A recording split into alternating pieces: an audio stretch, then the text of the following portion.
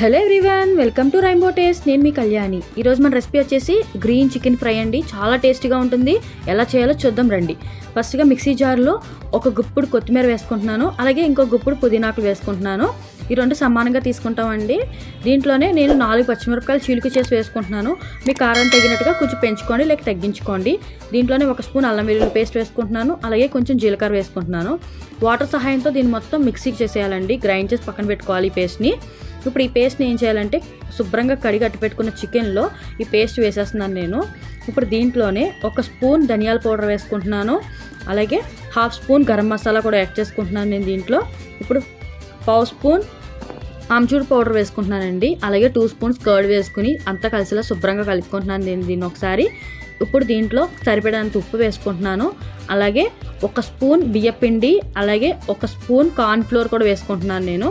అంతా శుభ్రంగా కలిపి దీన్ని ఒక 1/2 అవర్ పెట్టు మ్యాగ్నేట్ చేయాలండి. నేను ఫ్రిడ్జ్లో పెట్టుకుంటున్నాను.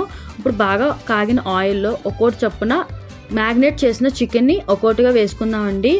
ఒక 2 to 3 మినిట్స్ అయిన తర్వాత తిరగవేయండి జాగ్రత్తగా దాన్ని.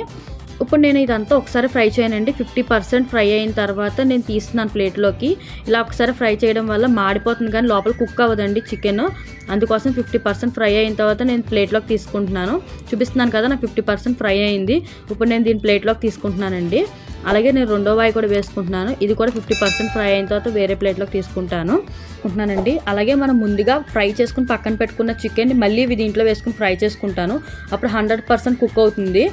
అప్పుడు లాస్ట్లో ఏం చేయాలంటే ఇలా గుప్పుడు కరివేపాకు తీసుకుని దాంట్లో వేస్తామండి. అంతా కలిసిలా కలుపుకుంటే అంతేనండి, మన గ్రీన్ చికెన్ ఫ్రై రెడీ అయిపోతుంది. చాలా యమ్మీగా ఉంటుంది. ట్రై చేయండి. ట్రై చేసి మీకు ఎలా కుదిరిందని నాతో కామెంట్ బాక్స్లో షేర్ చేసుకోండి.